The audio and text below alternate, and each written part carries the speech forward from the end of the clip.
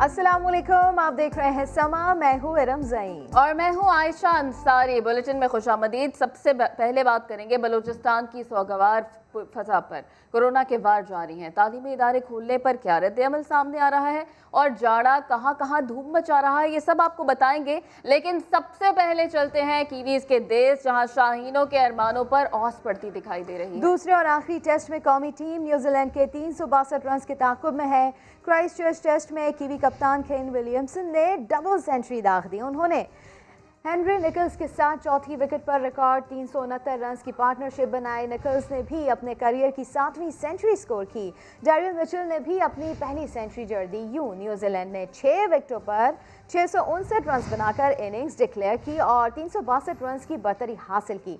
Pakistani team की इब्तिदा मायूस कुन रही। ओपनर शान मसूद फिर बगैर कोई रन बनाए आउट हुए। तीसरे दिन का खेल खत्म होने पर पाकिस्तान का स्कोर 1 विकेट के नुकसान पर 8 रन है। कौमी टीम को अब भी 354 रन के खसारे का सामना है। कैचेस छोड़ने की रवायत आखिर कब टूटेगी? क्राइस्टचर्च टेस्ट के तीसरे रोज भी पाकिस्तानी फील्डिंग तमाशा बनी रही। खिलाड़ियों ने आज भी कैचेस छोड़े। जी हाँ, नसीम शाह के एक ओवर में तो हद ही हो गई। जफर गोहर ने कैच पकड़ा तो हाइट नो बॉल हो गई। अगली ही गेंद पर जफर गोहर ने भी कैच गिरा दिया। टेक्निक कमाल, टेम्परामेंट बेमिसाल। न्यूजीलैंड टीम के कप्तान केन विलियमसन ने क्राइस्टचर्च टेस्ट में करियर की चौथी डबल सेंचुरी जड़ दी। वो 364 गेंदों पर 238 रन की शानदार इनिंग्स खेलकर आउट हुए। 28 चौके भी लगाए। न्यूजीलैंड टीम ने तो कमाल का खेला, लेकिन न्यूजीलैंड के खिलाफ क्राइस्टचर्च टेस्ट में ओपनर शान मसूद मुकम्मल तौर पर नाकाम रहे। दोनों इनिंग्स में खाता भी ना खोल सके। 0 पर आउट होने की हैट्रिक कर ली। और पाकिस्तान की परफॉर्मेंस पर बात कर लेते हैं। टेस्ट क्रिकेटर यासिर हमीद ने हमें ज्वाइन किया है। सर, क्या कहेंगे पाकिस्तान की परफॉर्मेंस के बारे में? जो फील्डिंग दिखाई दी गई पाकिस्तान की जानिब से और कई कैचेस भी उनकी जानिब से ड्रॉप किए गए, ख़राब बॉलिंग की गई, लग ऐसा रहा है कि खेलना नहीं चाह रहे, कोई फाइटिंग स्पिरिट नज़र नहीं आ रही।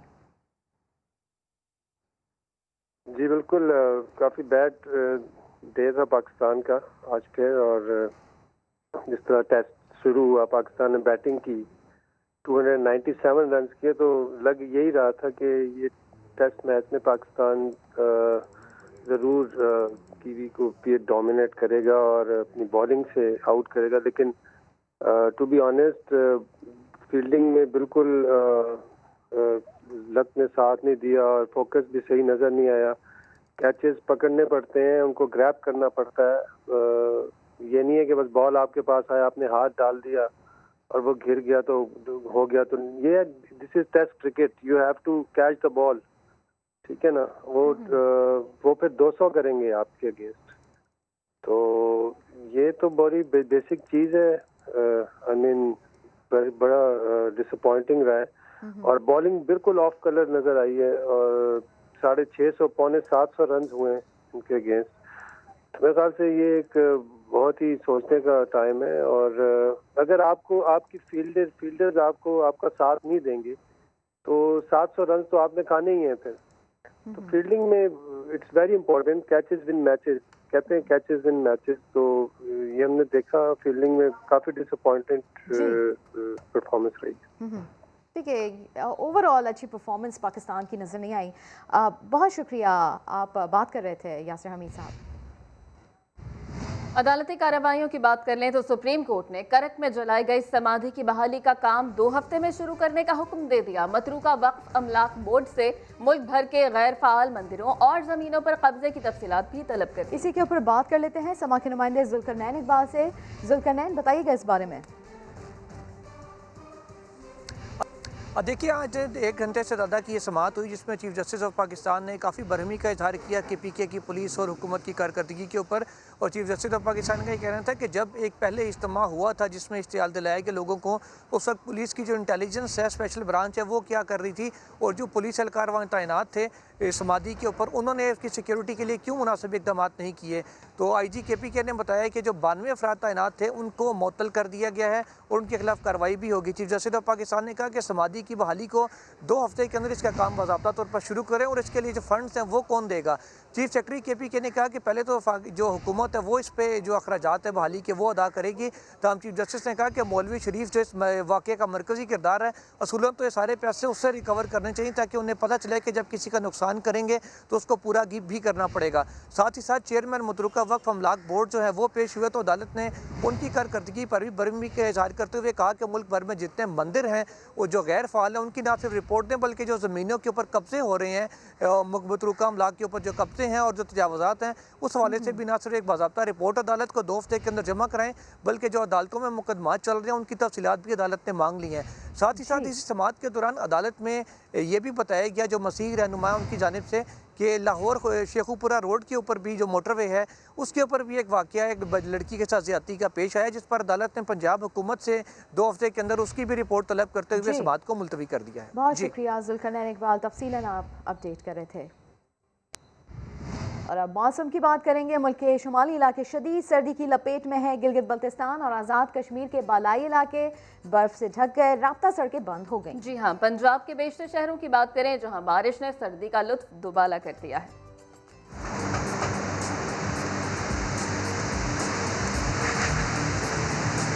आज़ाद कश्मीर के बालाई इलाकों ने बर्फ की सफेद चादर ओढ़ ली। वादिये नीलम, वादिये लीपा और करना में शदीद बर्फबारी हुई। जिला बाग, रावलाकोट और हवेली के बालाई इलाकों में भी बर्फ पड़ी जिसकी वजह से मजीद राब्ता सड़कें बंद हो गईं।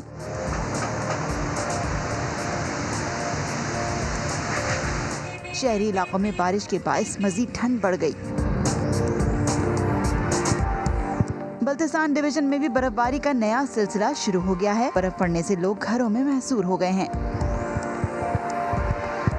एबटाबाद, नथिया गली, अयूबिया और ठंडियानी में भी वक्फे से बर्फबारी जारी है।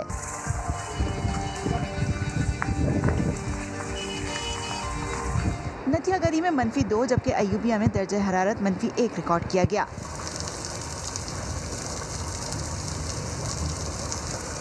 पंजाब के बेशतर शहरों में बारिश ने रंग जमा दिया। फैसलाबाद में जमकर मेघा बरसी। गुजरावाला, कमालिया में भी बारिश के बाद ठंड बढ़ गई। मंडी बहाउद्दीन में नशेबी इलाके ज़ेरे आब आ गए। अटक में गरज चमक के साथ बारिश हुई। रिमझिम बरसने का सिलसिला मजीद 2 रोज जारी रह सकता है।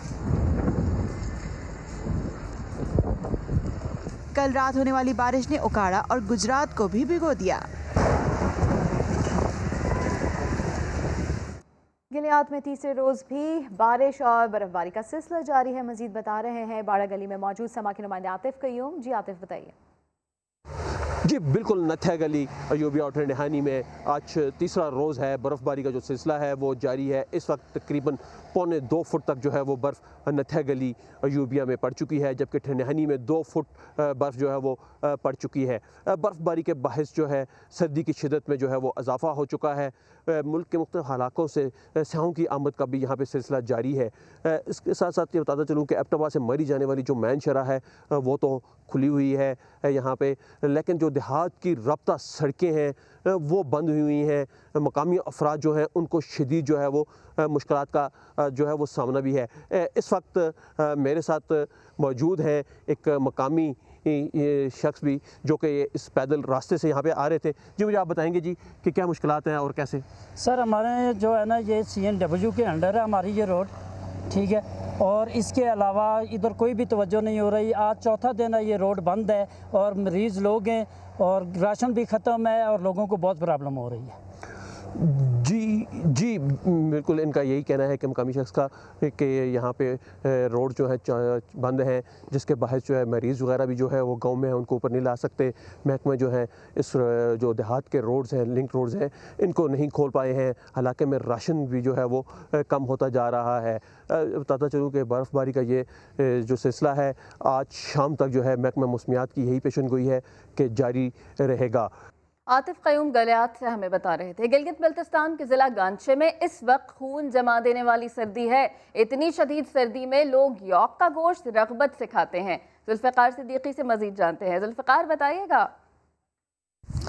हाँ जी बिल्कुल, याक गांछे समेत बल्तिस्तान के तमाम अजला में घरेलू पालतू जानवर के तौर पर पाला जाता है, जो गाय और बैल से मिलता जुलता है। याक को बल्ती ज़ुबान में हेक कहते हैं, जो हिमालय के इलाकों बिलखुसूस पाकिस्तान के चतराल, गिलगित बल्तिस्तान, चीन, बहरात और नेपाल में पाया जाता है। मौसम सरमा में यहाँ के लोग खुसूसन इसका गोश्त खाना इसलिए पसंद करते हैं क्योंकि मौसम सरमा में इसका गोश्त खाने से जिस्म गर्म रहता है। मारखोर के बाद याक के गोश्त को यहाँ के बासी तरजीह देते हैं।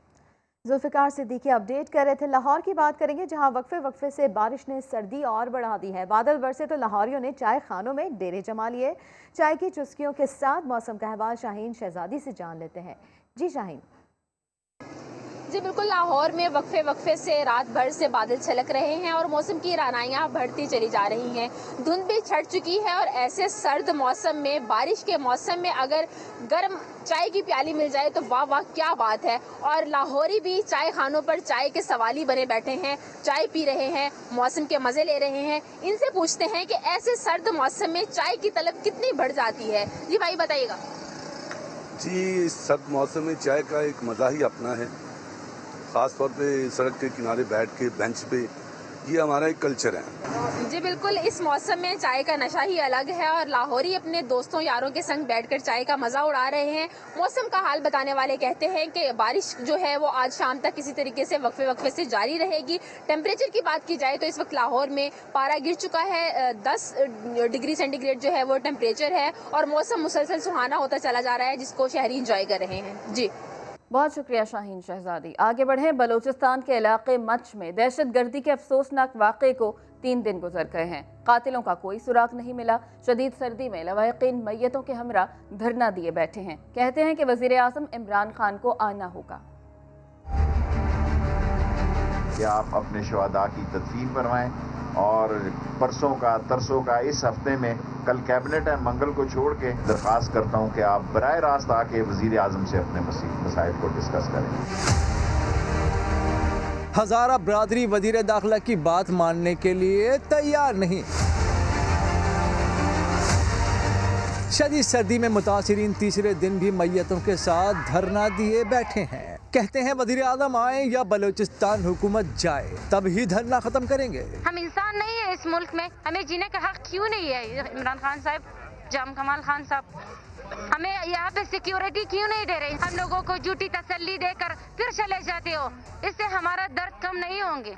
हमें हमदर्दी नहीं चाहिए, हमें तहफ़्फ़ुज़ चाहिए, हमें जीने का हक चाहिए। वज़ीर दाखिला शेख रशीद मुज़ाकरात के लिए कोयटा पहुँचे तो मुतासिरीन के घर वालों के लिए इमदाद का ऐलान भी किया। बलूचिस्तान की तरफ से 15 लाख रुपया फी शहीद को खिदमत का नजराना उसकी फैमिली को, और प्राइम मिनिस्टर साहब की तरफ से 10 लाख रुपया फी शहीदा को दिया जाएगा। आपने कहा कि सूबाई हुकूमत मुस्तफ़ी हो, ये बहुत बड़ी बात है। सो आप बजाय सूबाई हुकूमत की और सपोर्ट दें, मदद लें। जो हमारी कोताहियाँ हैं उस पर हम अपनी नज़र रखें। मुतासिरीन कहते हैं हुकूमत झूठी तसल्लियाँ न दे, हम भी पाकिस्तानी हैं, हम भी इंसान हैं, हमें तहफ़्फ़ुज़ क्यों नहीं देते? लाहौर में ऑनलाइन टैक्सी सर्विस के ड्राइवर को अगवा के बाद कत्ल कर दिया गया। 26 साला मोहम्मद अली ने गुज़िश्ता रात राइड बुक की थी। मकतूल 2 साल की बच्ची का बाप था। मज़ीद जानते हैं जहांगीर खान से। जी जहांगीर खान, बताइएगा इस बारे में। ऑनलाइन टैक्सी सर्विस के ड्राइवर मोहम्मद अली को गुज़िश्ता रोज़ शालीमार के इलाके से अगवा किया गया था और आज उसकी डेड बॉडी जो है वो सांदा के इलाके से मिली है। मकतूल मोहम्मद अली की उम्र 26 साल है और इसकी एक बेटी भी है जिसकी उम्र 2 साल है। अगवा का मुकदमा थाना शालीमार में दर्ज कराया गया था, जिसके बाद इसके वुर्सा इसको तलाश करते रहे और आज इसकी डेड बॉडी सांदा के इलाके से मिली है, जिसको फायरिंग करके मर्डर किया गया। मुलजिमान जो है मकतूल की गाड़ी, मोबाइल फ़ोन और जितनी रकम उसकी जेब में थी वो तमाम लेकर फ़रार हो गए हैं। पुलिस ने मुख्तलिफ पहलुओं पर तफ्तीश का आगाज़ कर दिया है, जबकि मकतूल के जो वुर्सा हैं उनका ये कहना है कि ये वारदात डकैती की है। डकैती के दौरान मुलजिमान ने अली की गाड़ी छीनी, पर्स छीना, मोबाइल फ़ोन छीना और उसके बाद इसको कत्ल करके इसकी डेड बॉडी फेंक दी गई। पुलिस का कहना है कि तफ्तीश मुकम्मल होने पर हक़ायक़ सामने आएंगे। अभी जो मकतूल की लाश है उसको पोस्टमार्टम के लिए मुर्दा खाना मुंतकिल कर दिया गया है, जबकि जो मकतूल के वर्सा हैं उनका कहना है कि इस वाक़े में मुलव्वस मुल्ज़िमान को जल्द अज जल्द ट्रेस करके इंसाफ के तकाजे पूरे किए जाएँ। जी जहांगीर खान ने हमें इससे मुतालिक बताया, लाहौर में मुबैना तौर पर भत्ता ना देने पर कत्ल किए गए नौजवान के वरसा ने मैयत के हमरा एहतजाज किया, पुलिस के खिलाफ नारे लगाए और कातिलों की फौरी गिरफ्तारी का मुतालबा भी किया है। रियाज अहमद की रिपोर्ट देखिए। नौजवान की हलाकत पर अहले खाना गम से निढाल, पुलिस के खिलाफ किया शदीद एहतजाज, इचरा के करीब सड़क ब्लॉक की और कातलों को कानून के कटहरे में लाने का मुतालबा किया। इतनी फायरिंग की है, मेरे भाई उसमें जो है वो शहीद हो गया है और लोगों को ये अलानिया बता रहे हैं कि इन्होंने हमें पैसे नहीं दिए, तो अब ये अपने बच्चे पे लगाए पैसे, ये आप अपने खानदानों पे लगाए पैसे, या पुलिस को दें पैसे। 21 साल हमजा को 3 रोज पहले मुल्ज़िमान ने उस वक्त फायरिंग करके जख्मी किया जब वो अपने वालिद के साथ दुकान पर बैठा था। बाद में वो अस्पताल में दम तोड़ गया। एहतजाज में ताजर रहनुमा भी शरीक हुए और मुतासरा खानदान के साथ इज़हार यकजहती किया। लाहौर शहर की ताजर बरादरी जो है उसमें शदीद इज़्तिराब पाया जाता है और हम शदीद जो है वो एहतजाज करेंगे और CCPO दफ्तर के बाहर CCPO का घेराव करेंगे। पुलिस की जानिब से मुल्ज़िमान की जल्द गिरफ्तारी की यकीन दहानी पर मुजाहिरीन मुंतशिर हो गए। कैमरामैन गुलरेज मंशा के साथ रियाज अहमद, समा, लाहौर। इस्लामाबाद पुलिस के हाथों तालिब इल्म उसामा के कत्ल पर GIT हरकत में आ गई। मुल्ज़िमान के बयानात कलम बंद कर लिए। सेनेट कमेटी बराए दाखिला ने भी 10 रोज़ में रिपोर्ट मांग ली। मकतूल के वालिद ने पुलिस पर दबाव डालने का इल्ज़ाम भी लगाया। आदिल तनोली रिपोर्ट करेंगे। इस्लामाबाद पुलिस के हाथों नौजवान उसामा के कत्ल केस पे GIT ने काम शुरू कर दिया। गिरफ्तार तमाम मुल्जिमान के बयानात कलम बंद, गोलियों के खाली खौल फोरेंसिक के लिए इरसाल, मुल्जिमान और मकतूल के मोबाइल फोन का डाटा, सेफ सिटी फुटेजेस और डकैती की वायरलेस कॉल से मदद लेने का फैसला। उसामा कत्ल की इक़्तिदार के ऐवानों में भी गूंज। सेनेट की कायमा कमेटी दाखिला में DIG ऑपरेशंस की वाक़या पर ब्रीफिंग। कमेटी ने 10 रोज में रिपोर्ट तलब कर ली। हम किसी भी इन्वेस्टिगेशन को सब जुडिस या उस पर इफेक्ट नहीं करना चाहते। जो सवाल आवाम के जहन में थे वो सारे सवाल मैंने आपके सामने कर दिया। गमज़दा वालिदैन की इंसाफ के लिए दुहाई, वालिद ने पुलिस पर दबाव डालने का इल्जाम भी धर दिया। इधर उधर से प्रेशर आए, मतलब मेंटल टॉर्चर किया जा रहा है जो मीडिया के ऊपर जो कैंपेन इन्होंने पुलिस की तरफ से शुरू हुई है। मुशीर पार्लिमानी अमूर बाबर अवान, मामले खसूसी जुल्फी बुखारी, तारिक फजल चौधरी, नैयर बुखारी और मेयर इस्लामाबाद फातिहा खानी के लिए मकतूल के घर गए। नैयर बुखारी ने मुतासरा खानदान के लिए कानूनी मामलत का ऐलान भी किया। इस्लामाबाद पुलिस के हाथों जाबाक तालिब इल्म उसामा की वालिदा ने वज़ीर आज़म से इंसाफ की अपील कर दी। समा के प्रोग्राम नदीम मलिक लाइव में कहा कि उसामा PTI का सरगर्म कारकुन था, उसके कहने पर मैंने PTI को वोट दिया। हुकूमत से इंसाफ की उम्मीद है, कातिलों को कभी मुआफ़ नहीं करूँगी। उसामा PTI का बहुत सरगर्म रुकन था। PTI की कैंपेन में वो सबसे आगे आगे होता था। वो 2-2 दिन इनकी कैंपेन चलाते हुए घर नहीं आता था और उसने मुझे मजबूर किया कि आप PTI को सपोर्ट करें, PTI को वोट दें, और मैंने PTI को उसके कहने पे वोट दिया और PTI ने मेरा वही उसामा मुझसे छीन लिया। मैं इनको किसी सूरत माफ़ नहीं करूँगी। मुझे वज़ीर आज़म साहब इंसाफ चाहिए उसामा के लिए। उसामा के कातलों को फांसी दो। अभी आपको बराह रास्त लिए चलते हैं। फिरदौस आशिक अमान लाहौर में मीडिया से बात कर रही हैं। बुनियादी हकूक़ के तहफ़्फ़ुज़ का ज़ुम्मा उठाया, उससे हम 1 इंच भी पीछे नहीं हटेंगे। हम इनके गुमराह कुन नारों और प्रोपेगेंडों को सुने बगैर अपनी अवामी खिदमत का सफ़र जारी रखेंगे। ये बताइएगा, आपने कौमी असम्बली में इसमें भी कुछ बोले ना एनर्जी वाले प्रोजेक्ट आपने पे। कौमी असम्बली में अपोजिशन लीडर और मुस्लिम लीग नून के सदर को रंगबाज और शोबाज कहा और आपने कहा कि वो अपने अंजाम पर पहुंच चुके हैं जो उनका ठिकाना था। मुस्लिम लीग नून की नायब सदर मरियम नवाज़ इस वक्त सड़कों पर जलसे जुलूस रैलियाँ कर रही हैं, वो भी ज़मानत पे हैं, तो आप उनकी ज़मानत खारिज कराने के लिए उनके ठिकाने पे भेजने के लिए इक़दाम क्यों नहीं कर रहे? देखिए, बात यह है कि मरियम बीबी और शोबाज शरीफ जो हैं वो दोनों पहले एक पेज पे तो आए। मरियम तो हेड मिस्ट्रेस बन के छड़ी पकड़ के जो अपनी जमात को हाँक रही है। शहबाज शरीफ और उसके हमजा शहबाज जो डिफेक्टो चीफ मिनिस्टर रहे सूबे में, उन दोनों का आपस में ना आंखें मिल रही हैं ना नज़रिया मिल रहा है। और एक दूसरे से मुँह छुपाते फिर रहे हैं। जितनी शिद्दत से मरियम बीबी मौलाना फजलुर रहमान से मिल रही हैं, अभी तक जेल में वो अपने चचा और अपने चचाजाद भाई से मिलने के लिए उतनी बेचैन और बेताब नजर नहीं आई जितनी करप्शन करने वाले अपने अंजाम को पहुंच चुके हैं। दुनिया जान चुकी है, पाकिस्तान बदल चुका है। फिरदौस आशिकावान बात कर रही हैं।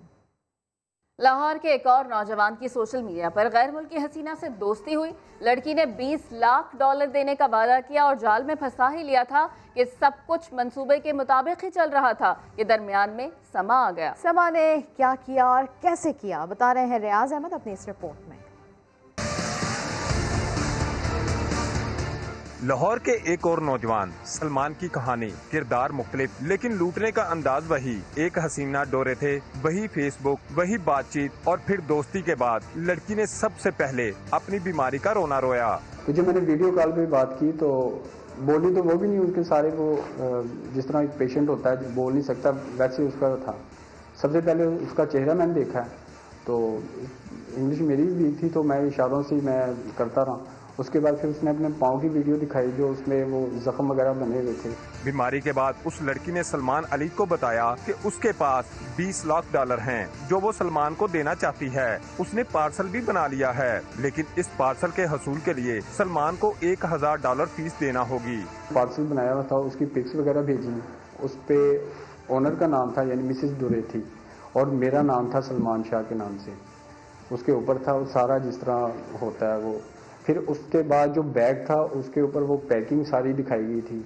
उस पैकिंग के ऊपर वही पार्सल की जो उसने तस्वीर अपना मेरा नाम और अपना नाम जिस तरह वो सारा होता है वो चस्पा किया हुआ था। इस झांसे में सलमान ने घर की कीमती अशिया बेच दी। मैंने अपनी वाइफ का जो जेवर है वो कुछ वो बेचा है, कुछ अपनी बाइक वगैरह सेल की, तकरीबन थोड़े बहुत पैसे कर लिए। सब कुछ डोरेथे के प्लान के मुताबिक चल रहा था कि दरमियान में समा आ गया। खातून ने लाहौर के नदीम से दोस्ती की, चारा डाला, मरहूम शौहर के इंश्योरेंस का पैसा मिला है, $2 मिलियन तुम्हें भेजूंगी। सलमान ने नदीम के लूटने की खबर सुनी तो उसकी आंखें खुल गईं। बैठा हुआ था तो न्यूज़ चल रही थी, न्यूज़ हेडलाइन समा में, तो उसमें मैं हेडलाइन देख रहा था तो उसमें एक खबर चली गई किसी के साथ ये फ्रॉड हुआ है 2-3 दिन पहले।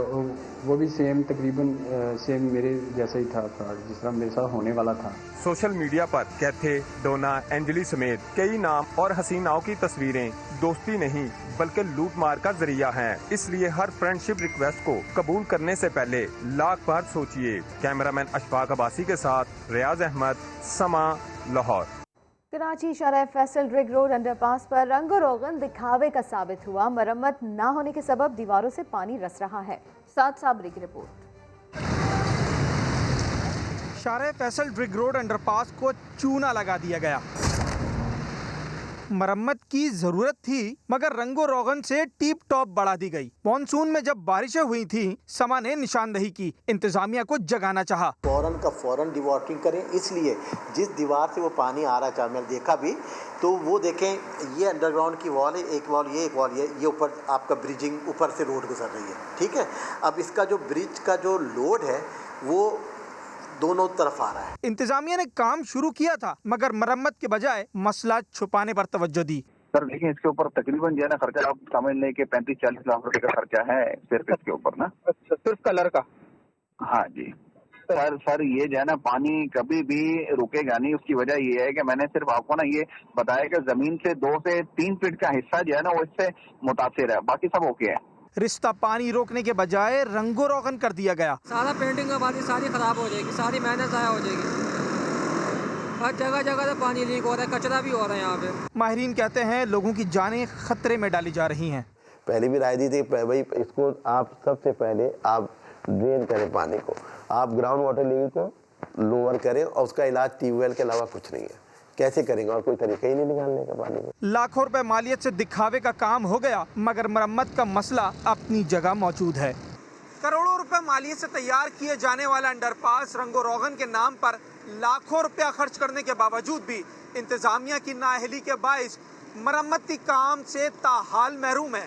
कैमरामैन मोहसिन अली और राशिद इशरत के साथ साद साबरी, समा, कराची। आपको बताएं कि पंजाब में फ्री वाईफाई बंदिश के मामले पर मुआविन खुसूसी इत्तलात फिरदौस आशिकाबान का बयान सामने आया है। उन्होंने बंदिश की खबरों को प्रोपेगेंडा करार दिया है और कहा कि अस्पतालों, बाजारों, तालीमी इदारों, सरकारी दफातर और पार्क्स में वाईफाई की सहूलत जारी है। उनका ये भी कहना है कि बुज़दार सरकार डिजिटल पंजाब विजन के तहत इस मंसूबे को फैलाने के लिए पुरज़्म है। 2 रोज़ पहले जब लाहौर समेत मुख्तलिफ शहरों में मुफ्त वाईफाई के सिग्नल्स गायब हुए तो समा ने ये सवाल मुआविन खुसूसी फिरदौस आशिकाबान के सामने रखा था। उन्होंने यकीन दिलाया था कि सर्विस बहाल होगी। चीज़ ख़त्म नहीं हुई है, सारी बहाल होंगी और नौजवानों के साथ जुड़ी हर सहूलत जो है वो उसको आप ताकत है, असासा है, तो आपको जो है मुतहरक करने के लिए वाईफाई, मुझे पता है अब नौजवानों के लिए एक नशा बन गई है, तो हम आपको जो हिदमत का नशा पनाह गाँव के साथ जुड़ा या टेक्नोलॉजी के साथ जुड़ा, उस नशे को प्रमोट करने के लिए वाईफाई की सहूलत ज़रूर देंगे। इसी मामले पर अपडेट हासिल करने के लिए हमने रब्ता किया है लाहौर में अपने नुमाइंदे दानियाल उमर से। दानियाल, फिरदौस आशिकाबान ने पहले कहा था कि सर्विस बहाल होगी, अब कहती हैं कि वाईफाई बंद ही नहीं हुआ था। आप बताएं असल मामला क्या है? जी बिल्कुल, पंजाब इंफॉर्मेशन टेक्नोलॉजी बोर्ड की जानिब से जो 200 वाईफाई लगाए गए हैं, तकरीबन 20 शहरों में लगे गए हैं, उनकी सर्विस अब भी बंद है। और अब सूरत हाल ये है कि मैं पंजाब इंफॉर्मेशन टेक्नोलॉजी बोर्ड का जो दफ्तर है फिरोजपुर रोड पर, उसके सामने खड़ा हुआ हूँ और मॉल्टन कचहरी में वाईफाई जो है वो जहाँ पर लगा हुआ है अब भी वो चल नहीं रहा। 2 रोज़ कबल भी हमने ये बात जो है वो दिखाई थी, ना यूज़र्स को वाईफाई मिल रहा है, लेकिन पंजाब इंफॉर्मेशन टेक्नोलॉजी बोर्ड और जो तर्जुमान है पंजाब हुकूमत की, उनका ये कहना है कि वाईफाई मिल रहा है। अब भी हम यहाँ पर मौजूद हैं और जो पंजाब वाईफाई है उसके सिग्नल्स यहाँ पर नहीं आ रहे। यही सूरत हाल दूसरे मुकामात की है, दूसरी जगहों की है। लाहौर के अंदर अस्पतालों के अंदर, पार्क्स के अंदर, इसी के साथ साथ मार्केट्स के अंदर जो है वो वाईफाई की सहूलत दी गई थी। 2017 में ये मनसूबा शुरू किया गया था, फिर 2019 में ये मनसूबा जो है वो एक दफ़ा बंद हुआ।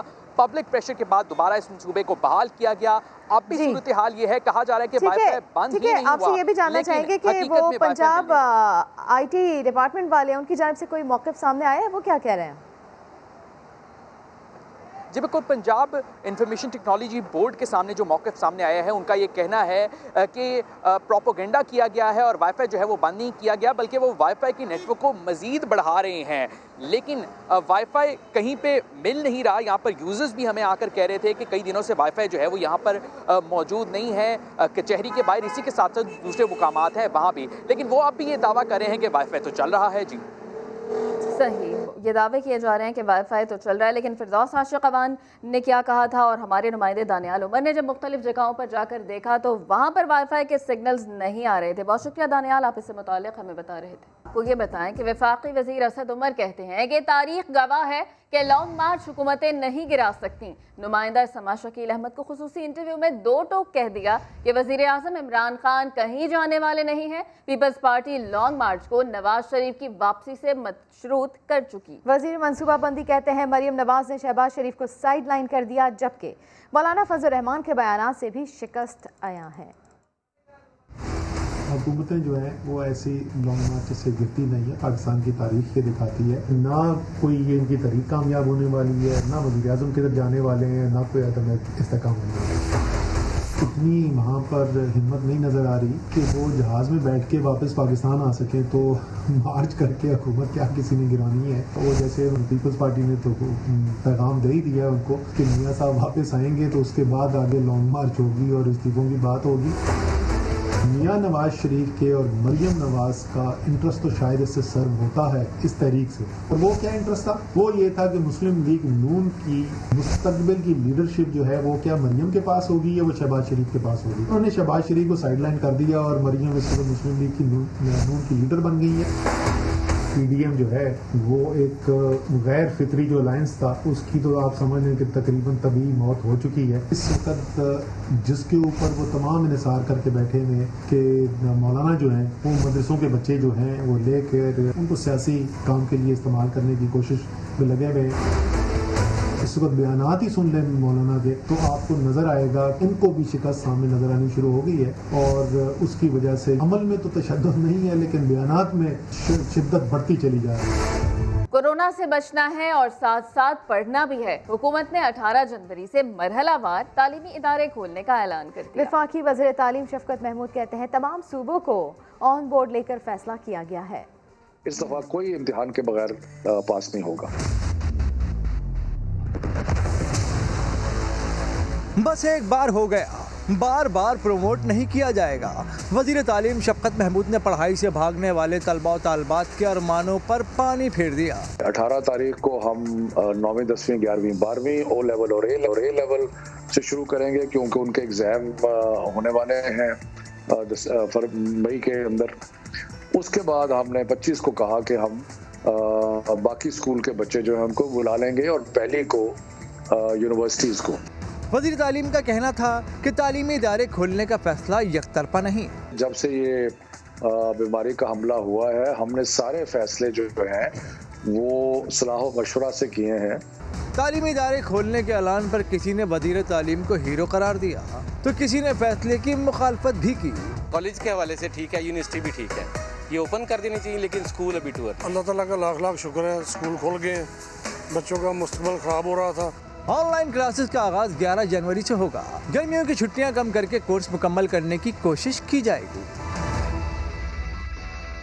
फिल वक्त इतना ही, एक ब्रेक के बाद हाजिर होंगे हेडलाइंस के साथ। आप देखते रहिए समा।